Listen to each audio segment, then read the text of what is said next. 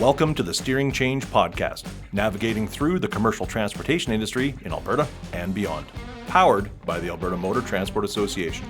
Here's your host, Josh Hannaberry. Friends in the industry. I'm your host, Josh Hannaberry, and I want to welcome you back to another episode of the Steering Change Podcast.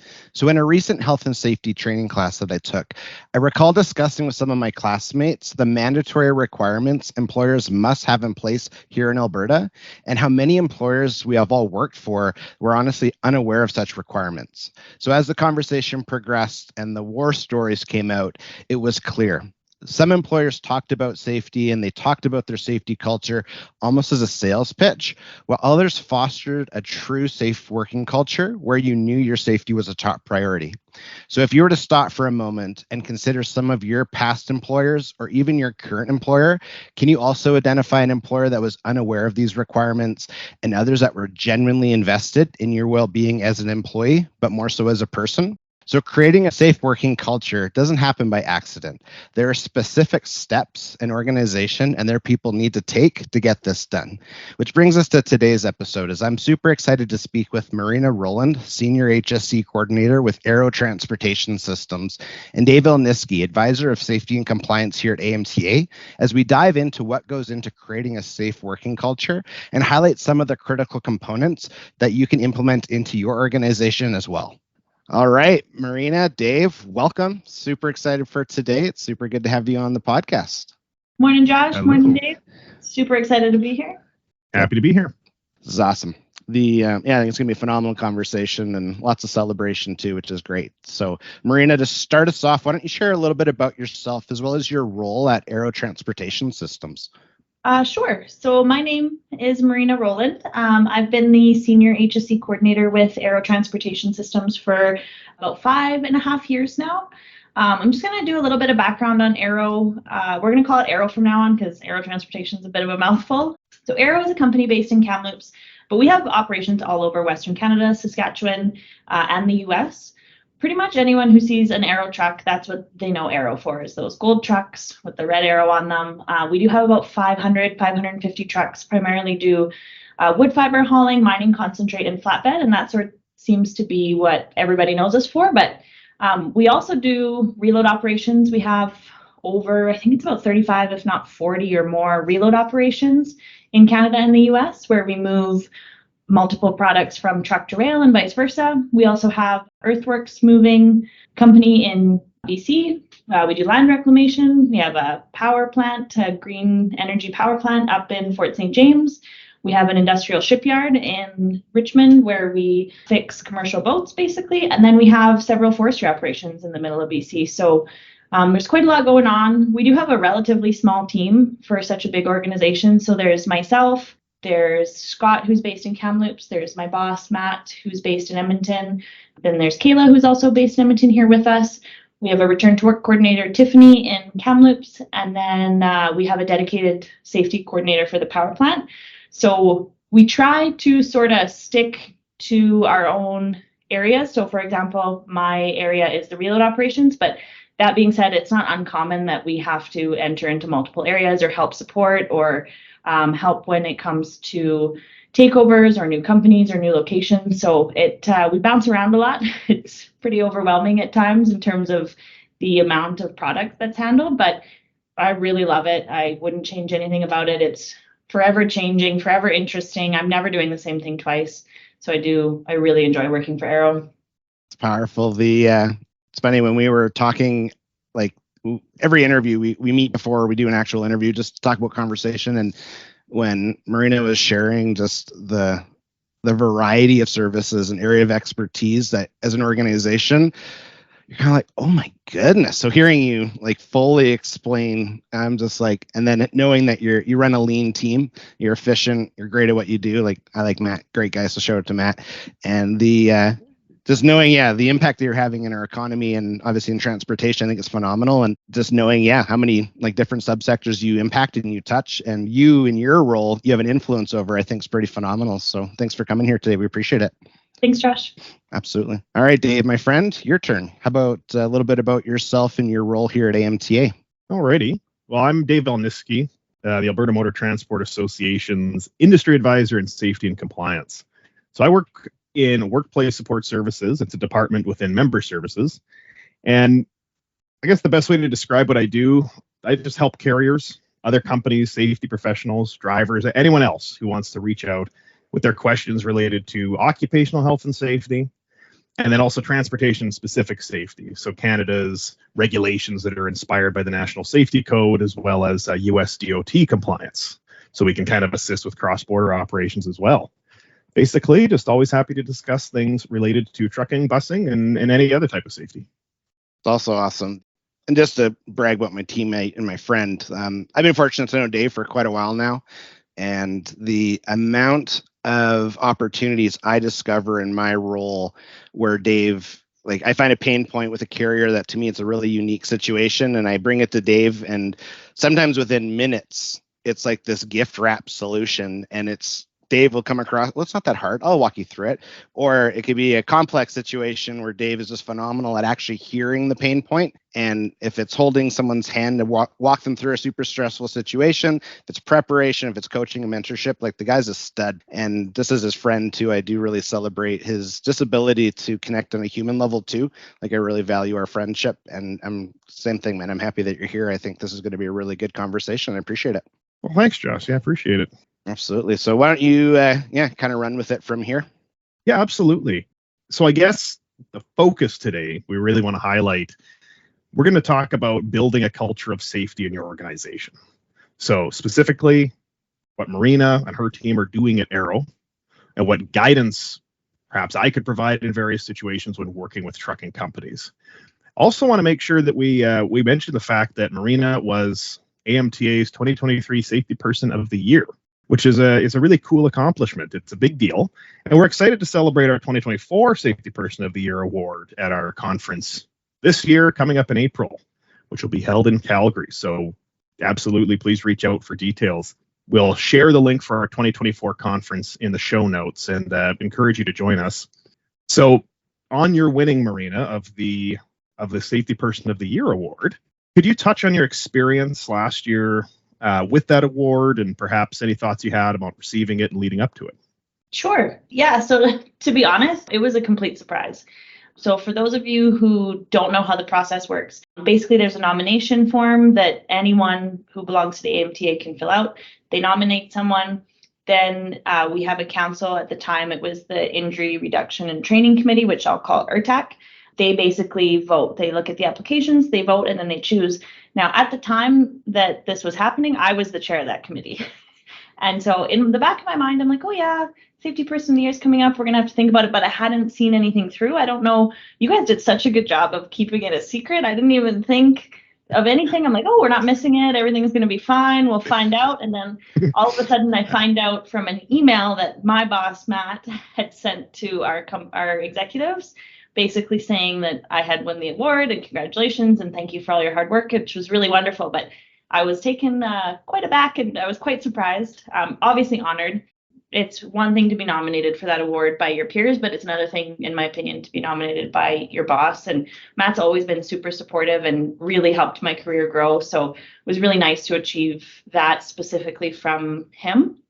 In reference to how it kind of shaped, I guess, the year. So I'm sure there are some people that are going to be able to sympathize with this, but I struggle really badly with imposter syndrome. I hope that's not particularly uncommon, but I don't think it is. And I find particularly in the world of safety, I think it's come a long way. In the past, I would say probably even 5 years ago when I started, and longer before that, safety's always been looked at, let's say, quote unquote, negatively. I don't find that that's the case nowadays, but what I do find is what we do day to day is we're constantly challenging people. Just not even in a negative way, but we're challenging their way of thinking, we're challenging their processes, we're adding another layer of things that they have to think of outside of, okay, how do I move product from point A to point B? But how do I also do it safely within these constraints? So I find that sometimes when all you're doing all day is challenging people, even if the response you get is positive, it just feels like you're always kind of running that challenge, I guess. So it kind of helped, I guess, give me confidence in that, yeah, sure, I'm doing that all day, but that's what I'm supposed to be doing. And I'm doing it well, and it's doing what it needs to do, at least for Aero. I can't say that maybe not everybody feels that way in the safety industry, and again, it's not meant to sound as a negative, but it just, that's our job, is to challenge people. And so, yeah, it just gave me a little bit of confidence. I think the list last year, I've been able to grow quite a bit because of it, because I know that the path I'm doing is what I'm supposed to be doing and feels good. And yeah, you mentioned your path, and I'd like to talk about that just a little bit, because I know that when you received the award last year, it was also mentioned, and it was Matt yelled out from the audience, you're a CRSP as well. So that was right around that time. And then I can't remember if he had said it or who had said it when the award was announced, but it kind of showed your career at Arrow from how you started. And I believe you started as a student there, right? And then hired on, and then now you're CRST, and then CRSP, and then Safety Person of the Year. That's phenomenal growth. And I don't think you're wrong about the imposter syndrome either. I feel that too. I think that's pretty common as far as I can tell. But I would suppose that, I mean, you're doing good things. So maybe that just comes with the territory. I don't know. I guess so. So moving on to safety. So in your opinion, what are some critical components that employers need to consider when they're building a safe working culture within their organization?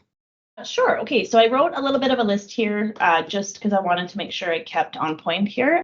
There's 4 here. I'm not sure if we're going to have time to get to all of them. Number 1, though, I think is most important for any organization, is having two-way open communication. If you don't have that, no matter what else you do, you're going to fail, at least in my opinion. Could be wrong, but that's my opinion, because you want to be able to know when there's issues, because I guarantee you're going to have issues. Things aren't going to go perfectly. You're not going to know the solution. The people out there aren't going to know what they're supposed to do out in the field.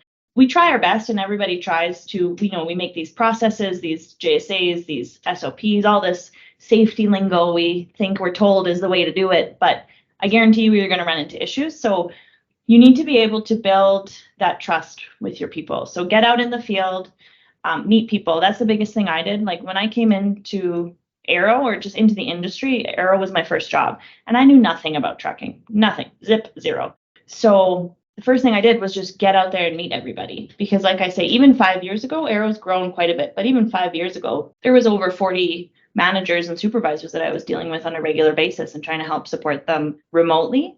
So I did as much as I could, got out there, wanted to meet them, wanted to see the work that they're doing. Because again, you can watch videos online, you can take your quote unquote forklift training certification online, and you can get all that practical knowledge. But until you see it, you don't really understand it. So you want to be able to just build that rapport with, even if you still aren't 100% confident in the work that's being done, but knowing that that manager or supervisor or lead hand can pick up the phone and call you and say, hey, I have this issue, please help me. I know it's not right, I know it's not correct, or I know it's not what we're supposed to be doing, but I don't know how to fix it. So that's number 1. And then kind of leading into that is when you get those phone calls, or when you find that there's issues, making sure that it's not dealt with in a punitive manner. Now, that being said, there are times where discipline is appropriate. I'm not going to touch on that. That's an HR issue. Don't get me wrong, there are times where discipline fits. But I think if you're trying to build a safety culture, if someone says, hey, I crashed the forklift through an office, which we've had happen, you don't want to punish that person or make them feel as if reporting that issue was their fault, or they're now going to get written up, or they're going to get terminated. You can do all of that, but you're not going to fix the problem of why did that forklift crash into the office. So one thing that I've kind of delved into, and I'm a little bit late jumping on this bandwagon, but recently I started listening to a podcast called The Hop Nerd. Really, really good. I recommend anyone listen to it who's kind of just dipping their toes into the human and organizational performance space. I'm only maybe 20 episodes in, but they're really short. They range from about 1 minute to 40 minutes, I think, averaging at about 20. And a few of the things that it talks about on there are the basic 5 principles of human and organizational performance, 2 of which are people make errors. We can't change that. They're going to happen. And the other one is our responses to those failures matter. So kind of reiterates the same thing I'm talking about here, but if we have a negative response, or if we're going to punish, or if we're going to blame, or if we're going to finger point, people are not going to come to us. They're not going to come looking for solutions, even for small things. So we just want to make sure that we're fostering an organization where people feel comfortable talking to us. I think those 2 kind of go hand in hand. Can I just hit something quick that you just said? I think it's critical, especially to our listeners, because I know who's listening right now, we're all coming in all different shapes and sizes. And a lot of times when something happens, the instant knee-jerk reaction is fear. And Totally. if you're a safety professional or if you're an operations leader, and my favorite expression is empathy over tyranny. Let's actually understand what happened before we start cracking whips. And when you Totally. actually understand the thought process and the situations that took place for such event to happen, oftentimes it's not just straight neglect. It's not a deliberate action. I wanted to put that forklift through. It's okay. Exactly. There was a lot happening. And when you have eyes wide open and leaning on your experience which also I wanted to compliment I remember when we first met and you shared that you spent time in the field. People love talking about what they're good at. And when say it's Steve or Kelly that's operating such piece of equipment, you spent time with them, their character, how much they care about their family, all of those other components. When an incident happens that you have to go investigate, your eyes are wide open on, okay, they're a human, they matter, I have a relationship with them, so you can be empathetic, and it's not just, no, your ID number is 111, like that's all you know. So I just wanted to compliment that and also use that as encouragement to our listeners just to know, like, that's critical, and that really does help the longevity of your own success, because if you're the safety person that's getting complained about all the time, maybe your career is a little cut short, but I just wanted to highlight that before we moved on. Thanks, Josh. Appreciate that. Yeah, so then the next one I wanted to bring up here, and this isn't, I would say, a quote unquote component, but just something to think about. And this one I think took me a little bit longer to learn. I really say that maybe 18 months ago is when I really started focusing on it, but change takes time. And I know, especially when you're new and you're green and you're told, okay, go and do this audit and make an action plan, and you put that action plan into play and you're like, yeah, of course this is achievable. Why can't they hit these deadlines or this and that? Like, should be easy. But the biggest thing is go slow and don't try to tackle too much at once, because I've experienced it. You're not going to get any headway. And not that people don't want to move forward, but it's just, you have to remember that safety is this little tiny part of what they're doing. And yes, it's very impactful, and yes, it's big, but when it comes to running a day-to-day operation, whether it's construction, transportation, mining, oil and gas, anything, it's one component of what they're dealing with. And so to you, it looks like a small plan, but to them, it could be so overwhelming compared to what they already have. So my suggestion is just choose one or two items at a time to focus on. Some of those can be done in 3 days. Some of those can be done in a week. Some take 6 months, 8 months, 12 months. But just choose one or two to focus on. It's something that I've struggled with explaining to other leaders within even our organization, let alone others, is that I know we want it done tomorrow or yesterday for that fact, but to make it achievable and to get the buy-in particularly, you need to take your time, because otherwise you might get the goal, you might achieve the goal, but you don't have the buy-in. So, and that's, at that point, if you're looking at trying to get an action plan completed in, let's say, 3 months, that's the best case scenario, is the items will be done, but there's no buy-in. Worst case, nothing gets done, there's no moving forward. So, and then kind of tying into my last one is having that end goal in mind, but being open to how that looks. So for example, I think it's great, especially for those organizations that don't already have it, but have core be an end goal. And I know that core does have very specific items that it meets, but that can look different for every organization. And even if you're moving between organizations, just because one process worked in your old construction job, let's say, doesn't mean that it's going to work at your transportation job. And you might be able to still meet the requirement, but it's just going to flow what that looks like. And it's going to take some trial and error. It's going to take that communication with your field staff to say, hey, this is what I want to achieve. How can we do this? Or how does that look for you on a day-to-day? So yeah, those are my 4. I don't know if you guys have any questions or follow up on that. Just quickly, when Maryna mentioned core, so certificate of recognition, and we'll dive into that just a little bit later in our conversation too. I just wanted to touch on that quick. But yeah, go ahead, Dave. Yeah, so I guess, so to recap then, so the 4 items that you brought up, just so I'm understanding it, the importance of two-way communication, the importance of building trust and fostering psychological safety in the organization, the fact that change takes time, and then keeping the end goal in mind while being open to what it might look like. So flexible and focused. Flexible and focused, or at least have some sort of goal. I mean, you may not know what that looks like. The goal might be, we want to have a health and safety management system. That's a pretty open goal, and I don't think there's anything wrong with the goal. I think it just, at least, okay, this is what we're focusing on for 2024. And then you kind of work backwards, figure out how that's going to happen, Okay. what that looks like. In your opinion, then, can any size of an organization implement these 4 components to improve the safety of their operation, or, really for any other? I mean, what you brought up is applicable beyond just a safety management system, but I guess, can any size do this work? Oh, of course. I think the larger the organization, the more challenging it's going to be. I think that's just a reality. Doesn't mean it's impossible. It just means that it might take longer, or you might have to even narrow down smaller and slower and bit by bit. It's another thing. I should really get you guys the name of that podcast, because I'm going to mention it here again. I'll try to get a mention of it so you guys can put the link down in the show notes. But again, on the Hop Nerd podcast, he talks about kind of when organizations who have implemented what they call the basics, and they're not really seeing any progress, kind of what is the top advice that he has. And what he always says is, take your time and go talk to people. And I think that that's where it is with large organizations, is you're not going to just implement this process and you're not going to say, okay, we're going to be more communicative. And it's probably going to take a year just to get communication and trust before you can do anything else. But yeah, that's really resonated. And then smaller organizations, totally. I don't want to use the word downfall, but I think the maybe stereotype of small organizations is when there's fewer people, communication is better because you're all in the same place and there's only 5 or 6 or 10 of you. But that may not be the case. Just because you're in the same space doesn't mean your communication is better.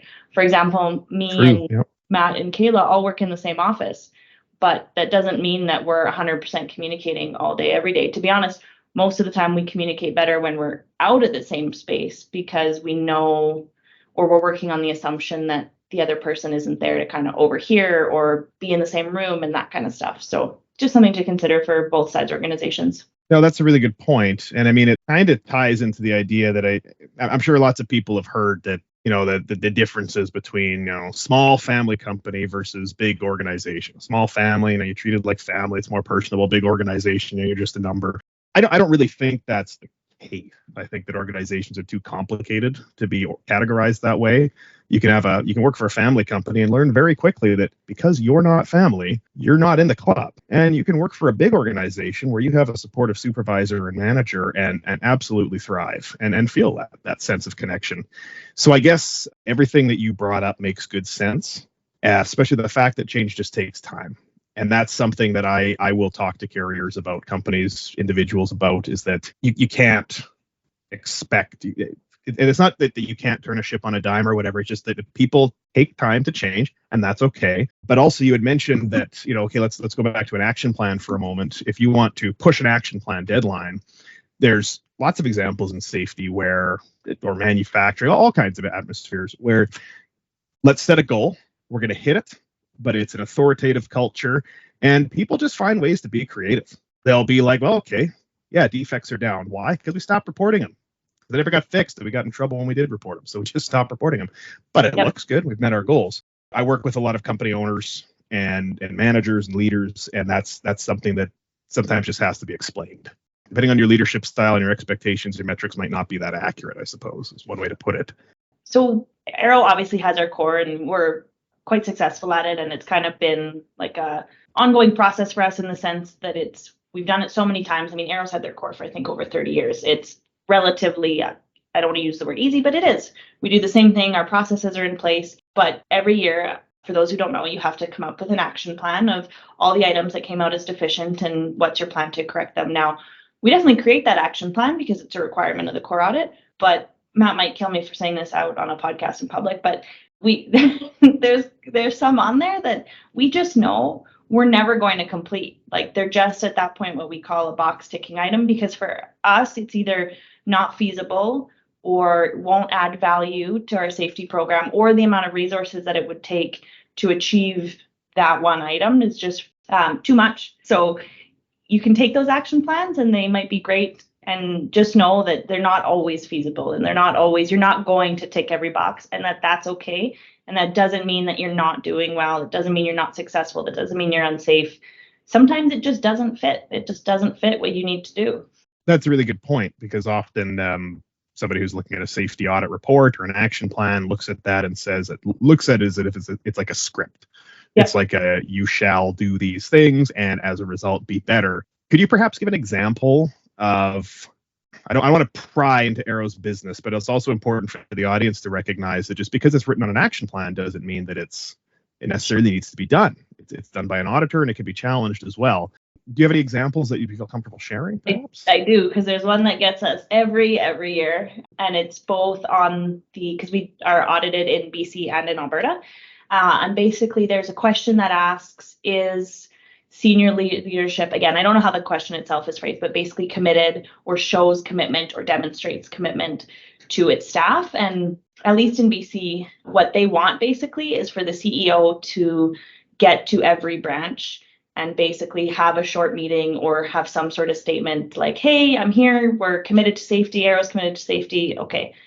And for us, we have one CEO, and how many locations now do we have? Like between everything I mentioned, over 60, probably, if not more. Like I'm just ballparking, and it's probably way more than that. It's just not feasible for him to do that. And it's not, I hate to say it, but it's not the best value of his time or the money spent that it would take, because we are all the way in Stewart, which is in northern BC, all the way to Texas. So it's not like it's going to 5 locations that are all driving distance. And maybe one day, maybe I'm completely making it up, but I just don't think we'll get there. Maybe we will. Maybe in 3-4 years, once we've been able to complete everything else that's on the list, maybe we will get there. Who knows? But where I see Arrow going and the growth that I see, that is not something that is going to make us safer. Or does it have value? Yes. I'm not going to say that that doesn't have value, but there are other ways that we could explore doing it. And maybe it's having, each VP or each general manager, because we have various levels of executives, but the question is specifically on the CEO. So no, that's at the moment never going to happen. And you know what? That's fair, because there's lots of ways that a senior leader can show commitment without just showing up for a Friday barbecue and just exactly. physically being present. We're going to switch a little bit just to education. Can you share your educational journey, especially because you continue to advance your career as a safety professional? Are there any courses you've taken that have been essential for career development? Sure. So I graduated from the University of Alberta in 2014 with my Bachelor's of Commerce. I was an HR major, accounting minor, and kind of halfway through my third year, I realized, I don't think I want to do this for the rest of my life, but I wanted to stick it out and I wanted to finish. I knew that there was value in that, at least for me personally. I finished that in 2014, and then I took some time off, kind of figured out what I wanted to do, worked a little bit, traveled. Then in 2015, 2015, I started my occupational health and safety diploma with NAIT, the Northern Alberta Institute of Technology, because I knew that safety was what I wanted to do. I had been told by lots, I worked in a sports bar at the time, and I had been told by a lot of the customers, like, hey, you'd be really great at that. A lot of our customers were in the oil and gas and construction industry. So, and I thought, yeah, okay, sounds something I would do. Now there's lots of ways to get into the safety field, but I saw this diploma with NAIT, and I thought, you know what, I'll apply. If I get in, that's the route I'm going to go. So I did that, graduated in 2018. They have a co-op program that they put you through. Typically, you do it in between years 1 and 2, but just due to some personal factors, I deferred it till the end of my program, which they thankfully let me do, and that got me with Arrow. Now, at the time, Matt, my current boss, had hired me, and he basically said, like, we need help. We have 4 months worth of work, but just so that you're aware, it's not likely that you will continue to be hired after these 4 months. So he was very clear, not that it wasn't possible, but they were almost, I don't want to say unaware, but you don't know what you don't know until you know it, if that makes sense. So once they had me in that resource, I had started as an administrator type role. They realized, wow, there's a lot more that we can do and need to do. So long story, not really short, but that's how I got on with my permanent position with Arrow. They immediately had me go through the CRST program, which I achieved in spring of 2019. Then in the spring of 2023, I took my CRSP and I was successful, which thank God, that was the most stressful 3 months of my life, but I did it. So right now I'm taking a bit of a professional break in terms of growth. The CRSP was sort of my big goal when I got the job with Arrow. That's what I wanted to do. So now I've achieved it. I'm taking a breather. I'm really enjoying it. CTSP is my next one. I'm slowly going to work through that one. Hopefully start in the fall. We'll see. I know we've got some time to complete it. So I think as long as I get that application in, and I'd like to get started, and then as time works, as it fits into my schedule, we'll make it work. Now, when it comes to courses, so I wouldn't say that there's any one or two or even three courses that were essential to my career. I would say the OH&S diploma with NAIT was definitely beneficial. I wouldn't say it was a make or break, but it definitely helped me get my foot in the door. But that being said, that gave me the technical quote unquote safety knowledge. Like, it taught me about legislation and violations, and at 3 meters, you must have fall protection in Alberta. And this is a confined space. But it doesn't, I mean, as good as the NAIT program is, it gives you a lot of practical knowledge, but it doesn't teach you industry specific or how to apply those technical concepts in different organizations. So when I first came on with Aero permanently, Matt had put me through a ton of courses, mostly with the AMTA. So I did the WCB claims management course. I did legislation standards and policies. I did health and safety systems building. I did several incident investigation courses. I did a full, what was at the time, OSAS fall protection course. And that to me was more critical than my safety knowledge, in the sense of it was still the technical safety topics, but it was taught in a mostly transportation focused way and gave a lot of practical, okay, so a worker is tarping their load and they hurt their back and they're going to be out for this long. What does that mean to the organization? And so I found any of those courses and all of them combined really critical, just to kind of help me wrap my brain around, okay, how do those technical components apply to transportation? Okay. You mentioned the CTSP, so I'm going to, so for those listening, that's an AMTA designation. That's one of ours. And it's the Certified Transportation Safety Professional designation. There's a coordinator level as well, Certified Transportation Safety Coordinator. So similar to the CRST, CRSP designations, which are the Canadian Registered Safety Technician and Safety Professional designations. It's kind of, there's the two layers there. That kind of sounds like you're kind of got a lot of it already done, Maryna, actually, for all those courses. But so throw that application in. We'll be happy to have you. I think that I would say that I would kind of agree with what you said. Like a lot of the safety training that I've taken I've received similarly, in that it's been really useful. You need the technical knowledge, and sometimes, you just have to go sit down and read it and be taught it. Our CTSP designation I found very useful, and I was working through it. I did that before the CRSP, and found it was very useful because I was at a trucking company they did trucking. That they were a carrier. When they talk safety, they were talking National Safety Code, not occupational health and safety. And it was the only program that had anything to do with National Safety Code that brought up the importance of the Traffic Safety Act regulations that commercial carriers have to follow in this province. So it was quite useful that way. But I was glad to hear that. Well, obviously the co-op was very good for you, very good to you. Although it would have been you were the reason why it would have worked. But thank you. I guess it also sort of sounds like you sort of made your role a little bit. Oh, yeah. I mean, when I started, there was my current boss, Matt. He was just transitioning into the director role. And then there was the previous director, Rick, who was transitioning out. And they had don't get me wrong, they gave me tasks to do. But at the end of the day, I remember, I think it was day 2 or day 3, Matt says, okay, stop everything you're doing. He was traveling for work. I got an email that said, stop whatever you're doing. Everything else I told you to do, you have to focus on this next. And I'm like, okay, great.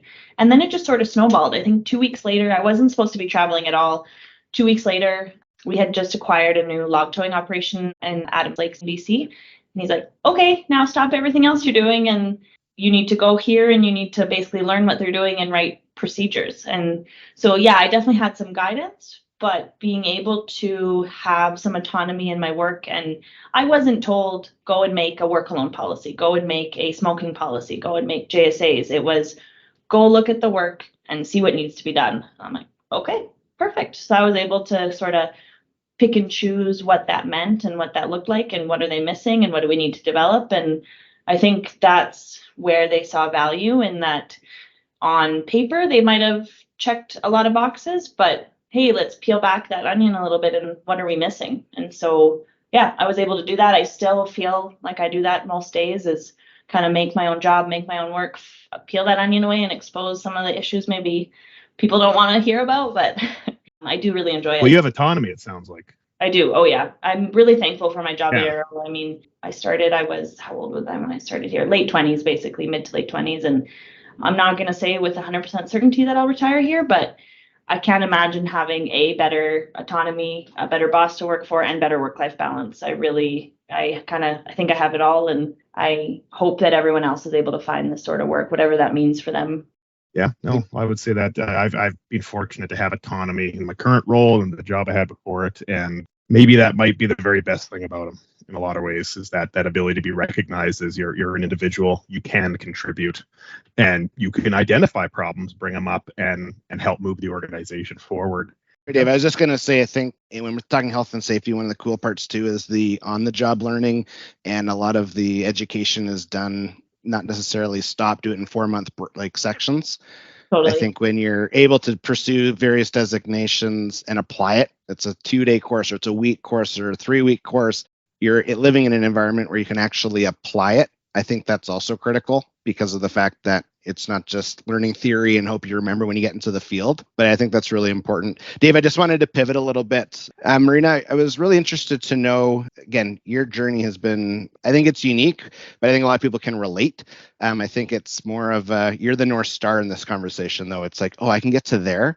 So is there any advice that you would share to maybe someone that was like yourself 5 years ago, just starting out, and now they're like, hey, I see something here. I see the autonomy. I see the career growth.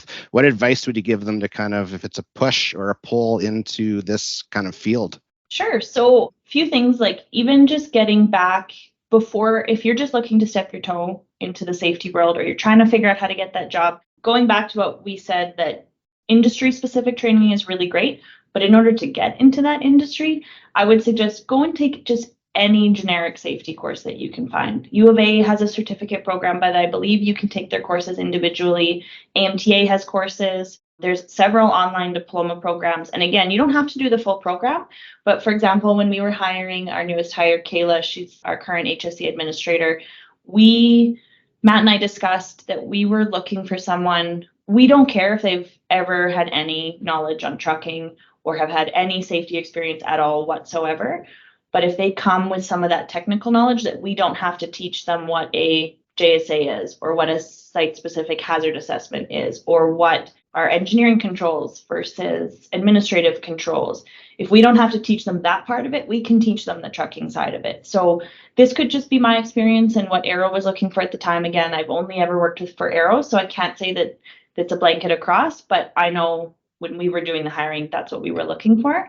Now, once you kind of get into the role, I'm going to go back to what I said about communication and building trust. Get out in the field, meet people. Even if you're just out there working from a workstation for half a day, or participating in training with them, like if you have a first aid course with a group of the forklift operators, just go and sit in that course. Whether you need it for your job or not is irrelevant, but just building that trust, getting to know the people. I would say it was probably 2 years that's what I focused on doing. And sure, I had other things to do, and we would do little audits here and there, but I would say it took a good 18 months to 2 years, primarily because of the size of the organization with Arrow. But that's all I wanted to do. Get out there, meet people, talk to them, learn their job, watch forklifts operate. Like even now, the guys probably hate it because they think, who's that lady staring at me? But I love going out when we have new commodities or really big projects. I love going and just watching the guys do their work, and not even from are they doing it quote unquote correctly, but just wow, I'm so fascinated that you guys can move this giant transformer with this crane and put it on a truck. Like, it's just so cool. And I think the more that you do that, the more naturally your job will just come and flow and build. Totally agreed. That's awesome. And then when you're going through those steps and self-reflection, or as well as encouragement to maybe new safety professionals, how important has it been? Like, I know we've name dropped Matt a few times, which again, shout out to Matt. Matt, you're a phenomenal dude. How important has mentorship been, and how important is mentorship to others when they're navigating through their journey too? Extremely important. I think no matter what role you're in, mentorship is important. I think the biggest thing from my perspective is because Aero already had quite an established safety culture, is having that mentorship from a culture perspective. I already, like we've said, know the technical stuff, but I really learned from both Matt and Rick, the former director, on completely different but equally important aspects of how that culture at Aero works and how to get that respect. Like probably within my first, 2 months, even month at Aero, I was just flabbergasted at the respect that our safety department had, because everyone hears a negative. Everyone hears, oh, everyone hates safety. Nobody wants safety around. I had seen some pretty negative interactions with safety before I had come to Aero, and that was not the case here. And so learning how to keep that going and how to build that for myself was crucial. I'm grateful for Matt's mentorship and my journey and the nice compliments. But when I first transitioned full time into a transportation safety role, Byron, he was my director at the time, and I still quote what he shared, and this was almost 10 years ago. And I still will, like, some of his biggest thing is that opinion or is that law? Is that your opinion, Josh, or is that law? And I think keeping that perspective, especially when you're dealing with guidance, and we do a lot of advising working at the association, is this my opinion or is this actually what the law says? That type of advice has been very helpful throughout my journey. And yeah, I'm glad you mentioned that. It's a good shout out too to our listeners that are a mentor to others, that you are really grooming someone's journey and you're giving a lifeline to someone to say, hey, this is a different type of career than I ever thought I'd get into. Similar to some of the greatest safety professionals are former drivers like Dave. Yep. Dave is a rock star behind the wheel, and he's a rock star in the safety environment, and just how he's been able to really elevate, navigate his career. I think that's really good. So I appreciate that. Thank you. You bet. One thing I actually do want to add to that I wanted to say, I think it's also important to have your mentor in the safety role, but I think it's just as equally important to search for a mentor outside of it. Because I think being mentored in safety is great, and not to say that that person can't mentor you in multiple areas, but I think it's really great to have someone on the outside saying, okay, that's great. That's how we apply it to safety. And now here's how we apply it on the operations side. And maybe even less of a full-on mentorship, but just having that other person that you can see, this is how they build a team. This is just to have the dual perspective. Okay, this is how my mentor builds a team, but this is how this manager over here builds his team. And just to get different perspectives, not to say one is right, one is wrong, but as a person, one way or approach may work better for you than the other. Do you ever have mentors outside of the organization? Not in my experience, no, but I do think it's beneficial. I know that maybe not nowadays, but I know when I was back in university, that was sort of the golden star of mentorship, was get a mentor outside the organization so that it's purely based on you as a person and doesn't influence on the organizational side. I do think it has value. I've never searched it out or had the opportunity yet, but I wouldn't be opposed to it. Okay.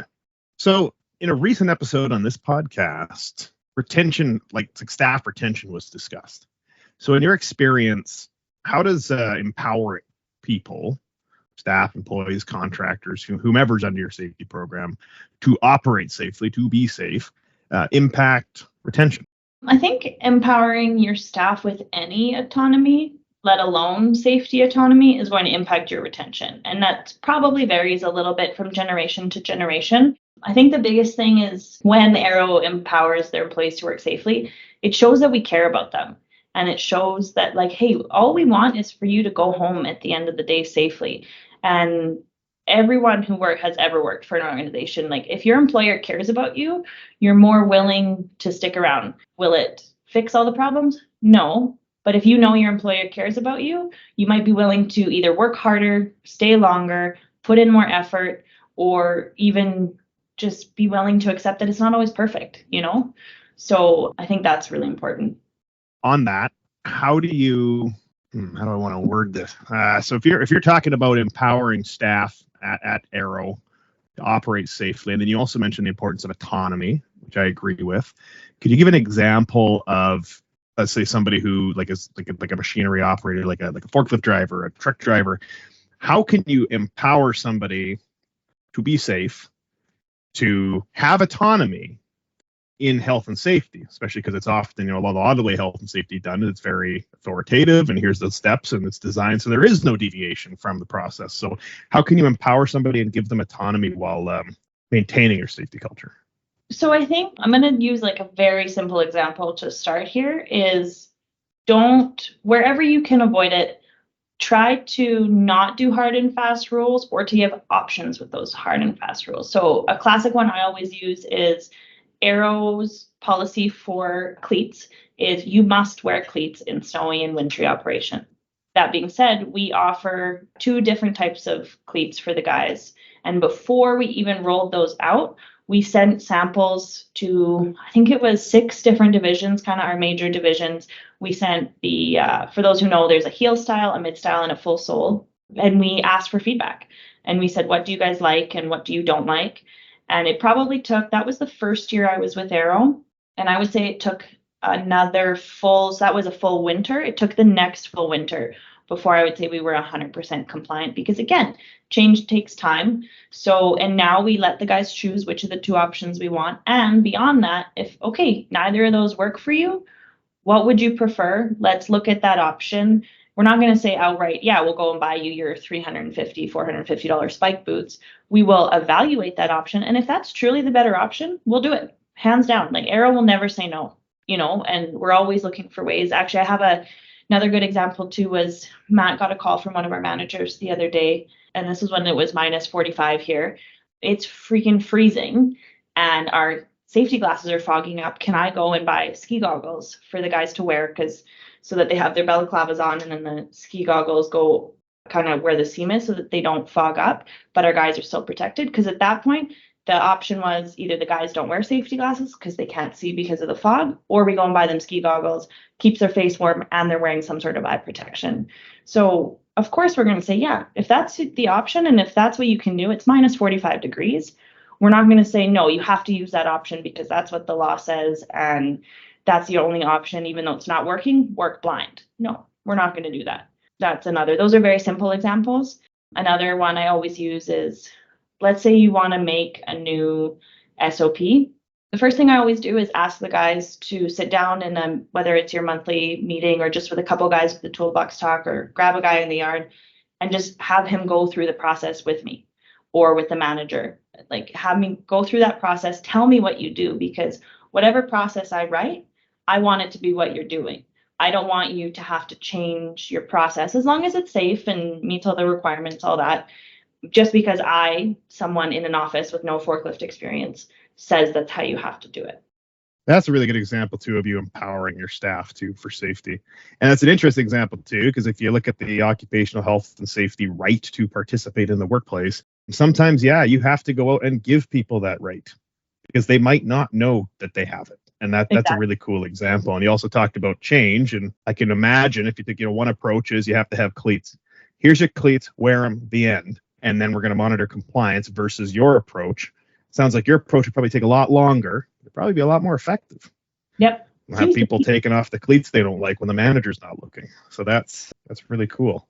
Have you ever had any specific examples of workers expressing their gratitude for the effort the company puts into creating safe work environments? Like, do workers ever say, yeah, safety is part of Aero and I like it? Like, do you ever hear that? Yeah. So one example that's really recent is, Aero just took over a bunch of locations in the US. We took over 6 reload operations, 4 in Texas, 1 in Washington, and 1 in Montana. And I have been to 5 of the 6.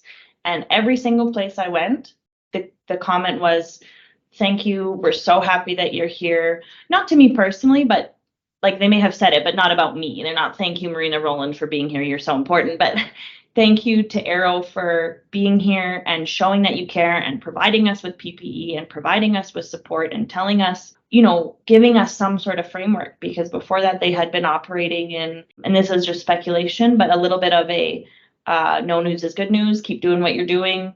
But they weren't empowered to make any decisions when it came to, okay, we need to buy new high-vis vests for the guys, and that's going to be what we're doing. And we need to buy new hard hats. They were not empowered to make those decisions. And so, the response there has been so positive. And anytime we've taken over an organization, there's always a worry about, oh, how is it going to be received? And this is the third one I've been part of, and we've been nervous every time going into it, and it's always been positive. The reception has always been positive.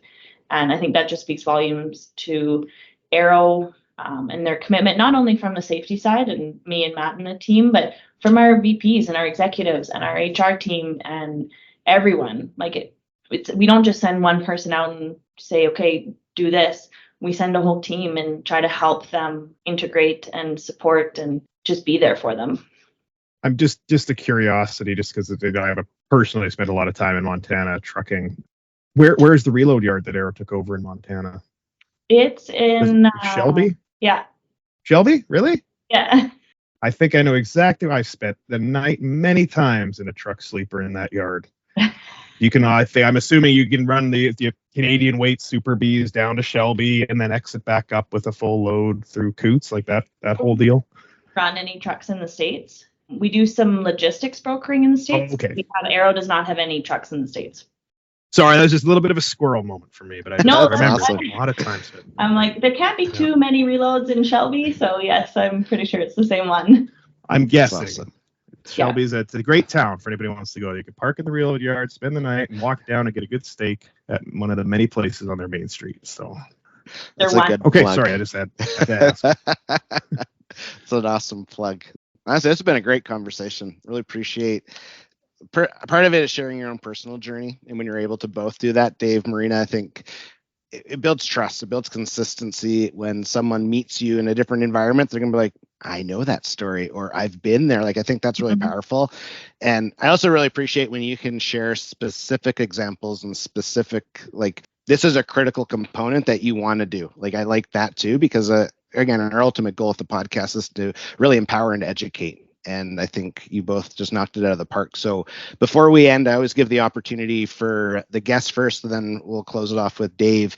But Maryna, was there anything that you would like to share kind of as final words? And if someone had a question for you in regards to what we talked about today, are you comfortable sharing your email address as well? Yeah, you bet.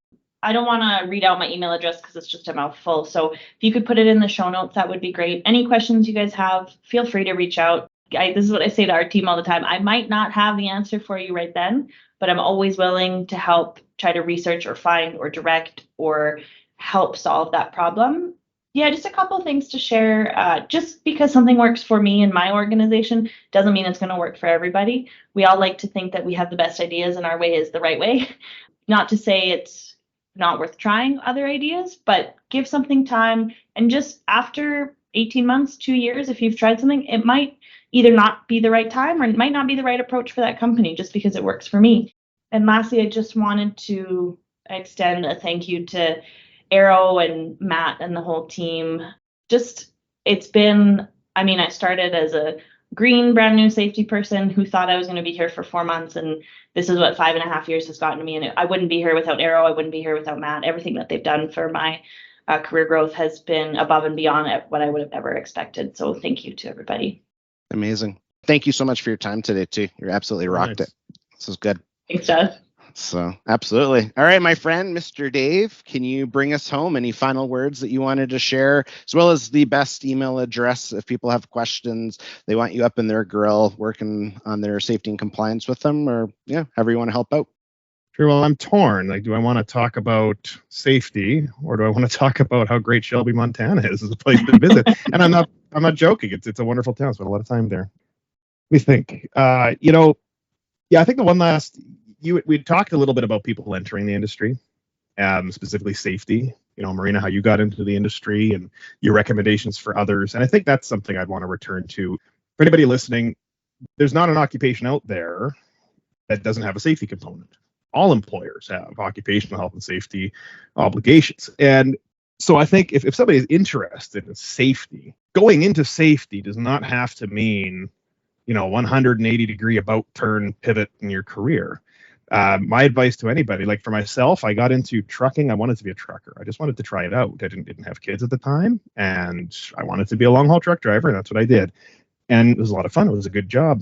But then I wanted to do something else, and I wanted to get into safety. I liked that part of it. But I wanted to stay within trucking.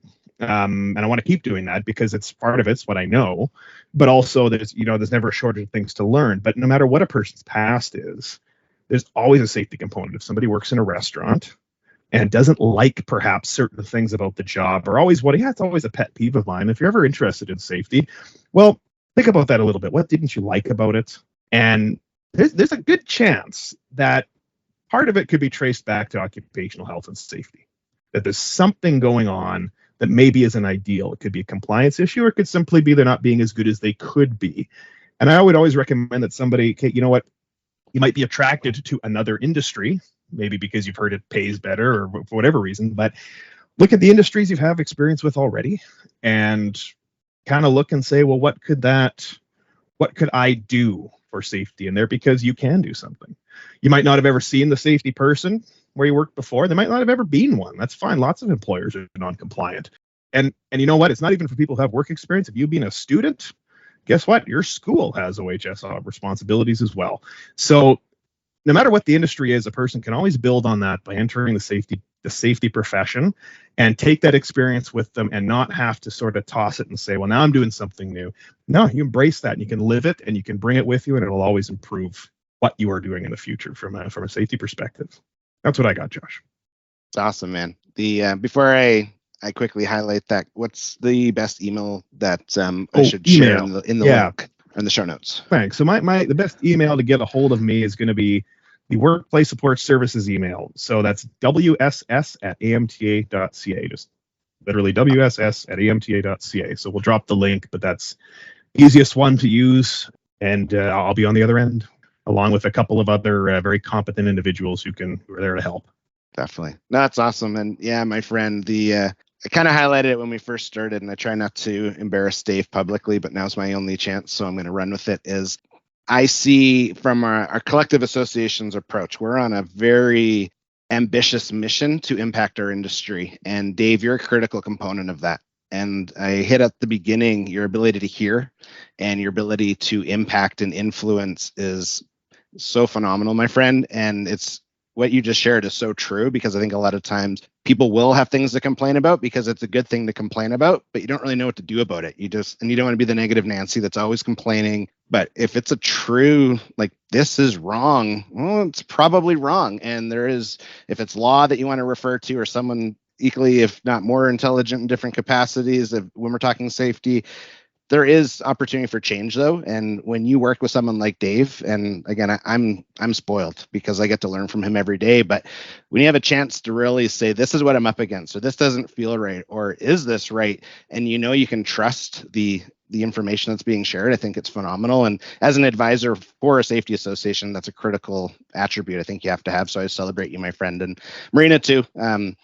Being on obviously when you mentioned ERTAC, we were on ERTAC together, and just watching your journey in that moment too was super cool. And knowing that we're co-hosting or co-chairing meetings, and knowing those that we were leading in those meetings are also influencers in our industry was also really nice to see. And I really celebrate you and who you are, and just your journey. So as we end today, thank you so much for both of your time. Thank you just for the impact I know this has had on those listening. And I'm excited to, if we rock out another podcast, or obviously see you at conference. But great stuff. So thank you again. This was wonderful. Thanks, Dave. Yeah, it was good to see you again, Maryna. Yeah, you too. Maryna, Dave, honestly, thank you so much for taking the time and joining us today on the Steering Change podcast. I really appreciate the insights that were shared during our conversation, and especially as we dove into some of the critical components of a safety culture and how having the right mentors impacts your journey. Truly appreciate it. Thank you for listening to this episode of AMTA's Steering Change podcast. The views expressed by guests of the Steering Change podcast are their own and may not reflect the views of AMTA, its hosts, or sponsors. Do you have a question that you would like answered on an upcoming episode of the Steering Change podcast? We want to hear from you. To submit a question to the Steering Change Mailbag, hit up our DMs on LinkedIn, Facebook, Twitter, or Instagram with the hashtag SteeringChange, and your question will be answered either live on the podcast or by one of our SMEs here at AMTA. We ask that you share this episode with those in your network that could benefit from what we discussed today, and make sure to subscribe to our podcast on your favorite podcast platform so you can be notified when future episodes are released. You can learn more about us and our mission by visiting www.amta.ca. Now get out there and have a safe day.